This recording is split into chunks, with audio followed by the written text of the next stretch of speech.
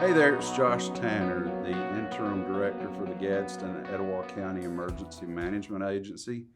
And in an effort to let the citizens know more about the individuals that work for the city, we're sitting down today with Breonna Cole, who is one of our emergency management specialists here at the EMA. And we're going to ask her a few questions, let her tell us some information about what she does, and also maybe give you an opportunity to learn a little bit more about what the EMA does as a whole. So, Bree, thank you for being here. Thank you. So, how would you sum up emergency management? Because most people don't know what emergency management is. Right. So, in emergency management, we prepare for, mitigate against, respond to, and recover from disasters. So, we're there to help the citizens of Gadsden and Etowah County, as well as our first responders as they navigate through some of the hardest times, disasters, and large emergencies. We also are there to kind of bridge the gap between local resources, state resources, and also our federal agencies. Mm-hmm. So, what was it that interested you most about emergency management? Because typically, people that go into public safety careers, as you well know, there's some event throughout their life that they go back to that leads them to wanting to help others. So, what was it that drew you specifically to emergency management?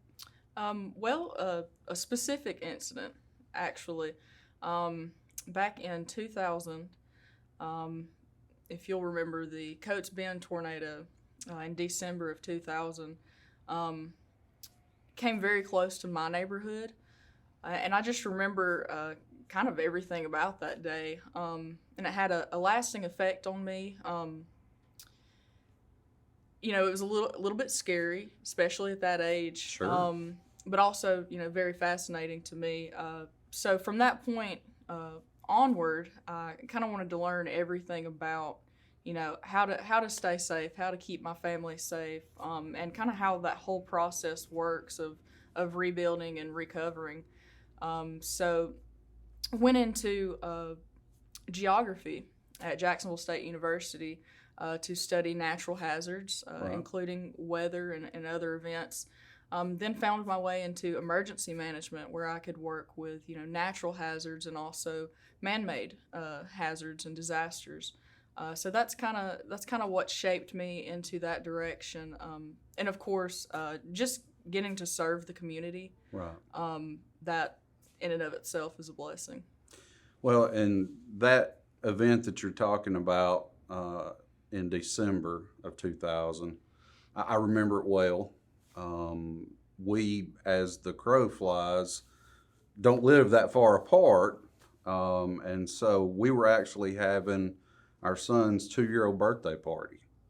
So we had a house full of family.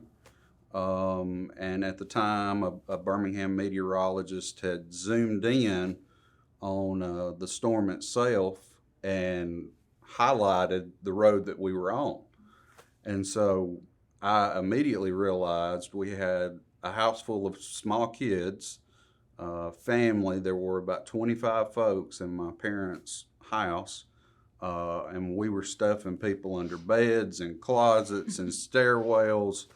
So yes, I remember that day very well. If you weren't in emergency management and say you had to pick a different career path, what do you think it would be? Uh, Honestly, it would be something in science. I consider emergency management to be kind of a combination of physical science and social science. But yeah, anything in science. Like I said, I'm really big into physical geography and kind of earth science. So I mean, honestly, anything to do with earth science. I've taken some geology classes. I've always loved meteorology, so it would definitely still be something that was science related. Yeah. What would you say is the toughest part about your job? Well, personally, and I'm sure it's this way for other people in this field, but knowing that you are in some way responsible for the safety of many people, while also feeling that sense of responsibility for your family, your loved ones, and your friends, and kind of prioritizing that, Right. and realizing, before an event happens, you've got to make sure that your family is taken care of, so that when you're in the moment of that disaster, you can focus on your broader responsibility, which is to help the rest of the citizens in Etowah County. So sometimes it's hard to separate the two enough to, so that if you're working an event, you're not fixated on how those people are Right. doing. So sometimes, sometimes that gets a little tough. But I mean, ultimately, and when you're working an event like that, you practice so much beforehand that you get in that mindset, and it kind of just becomes muscle memory. Absolutely. So that helps that a Yeah. little bit, practicing beforehand and kind of just letting it happen. Yeah. Well, I think the point that you made about making sure that your family is prepared is one that echoes with every emergency manager, first responder, whoever's going to have to be away from home whenever inclement weather presents itself. If you do make sure that you've got all that taken care of ahead of time, that's one less thing that you have to worry about. So if, let's say, for example, the majority of people think that all the EMA does is weather. They think that that's our primary goal or our primary function. What are some of the other things that the Emergency Management Agency does that maybe folks don't know outside of weather and the tornado sirens? Right. So tornadoes, the weather, that would be more of the natural disasters that we do. Right. We do help with those. We plan for those and help people to recover from those. But also you have some of your man-made disasters, whether it be a hazardous materials situation,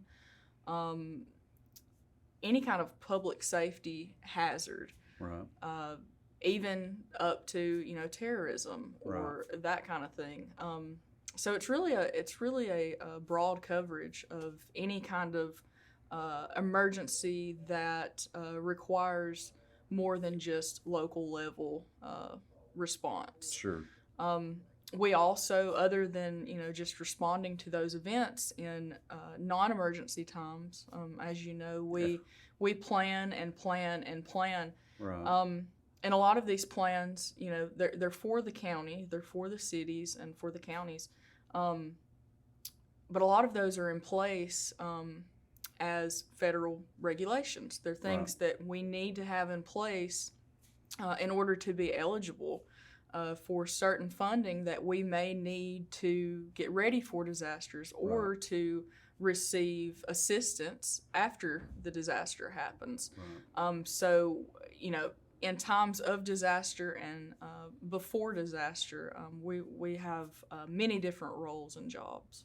So we in the business we kind of call a normal day, which I don't know that there is a normal for emergency management, but we call those normal days blue sky days. Right. And we do focus on the plans and public education and all those things, and then we refer to the other days as gray sky days because our roles are vastly different depending on what those are, like you said. So on a gray sky day, let's say, and I'll give an example to those that are joining us. the EMA has a duty officer that is assigned to monitor every ongoing situation in Etowah County. So 7 days a week, 52 weeks out of the year, we have somebody on the EMA team that is monitoring those situations. So let's say, Bree, that you are the duty officer for the week. Give us a very short synopsis of how your day starts as the duty officer, how weather moves in around lunchtime, and then how do you finish your day up as the duty officer? So I would say the biggest, I guess, overview or concept of being a duty officer would be maintaining a sense of what we call situational awareness. So knowing ahead of time what are some hazards that we may face this week. Right. And then also being prepared and having the equipment and the knowledge that you need to respond during those emergencies if need be, whether it's in the morning or during work hours or in the middle of the night. Right. So just a regular week for that would be, of course, just getting that knowledge of what the possible hazards are. On Tuesday mornings, we have a briefing with the National Weather Service in Birmingham. So knowing how the weather's going to be and that kind of thing. If there are any big events that we're working at the time. And then also we get to carry around our mini radios and cell phones that we have. Sure. So making sure that you have a way to get that information or to get that call from dispatch. And I mean, really, it's just, like I said, a constant state of situational awareness, no matter the time. So most of the time, you get to go about your life freely, even on duty weeks. Right. But it's just kind of being that extra watchful eye and kind of trading that off. So you've got a fresh person each week that can turn their full attention to that. Right. So last question, and I really thought about trying to come up with a good last question because we have worked together since 2017. Since 2017, I've been here since 2014. So we work really well together. She complements my weaknesses and vice versa.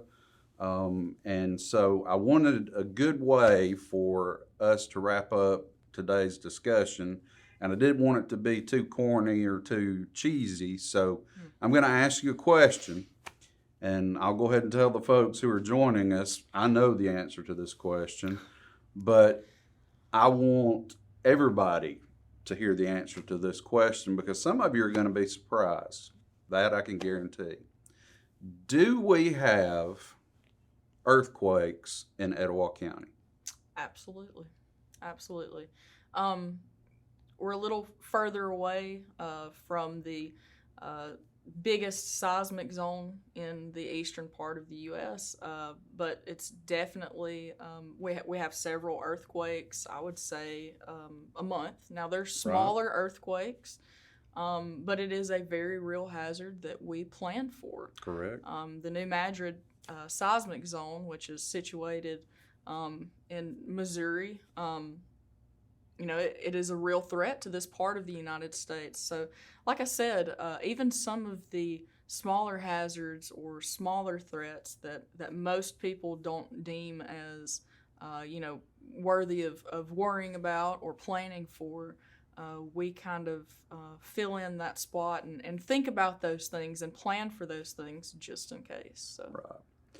What you would be surprised at how many people are surprised to find out that Etowah County experiences earthquakes.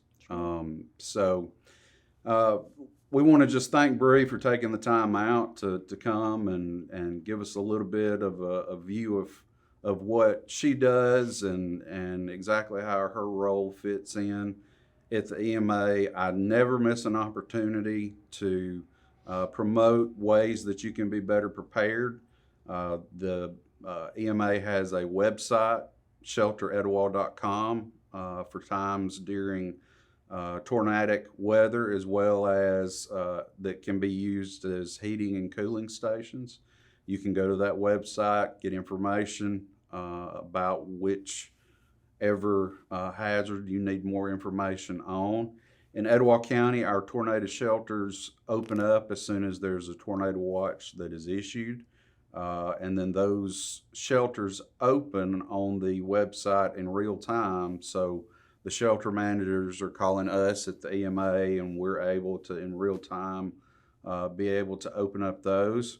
Sign up for alerts to be notified, have multiple ways of receiving those alerts. We're really excited about the weather radio program that we're going to be rolling out here over the course of the next few months. That's the baseline that everybody needs, but we also offer a service, Alert Etowah, that you can pick which alerts you want to be notified about. And you can access that from our website, gecema.com. And if you'll just click the Alert Etowah tab up at the top, you'll be able to sign up for that information, and you control when you get alerts, and you are able to choose when you don't want alerts. So again, we hope you all stay safe. I hope that you have plans in place and that you're prepared for the next disaster, because I can assure you we're going to be prepared. So Bree, thanks again for joining us, and Thank you. hope you have a great day.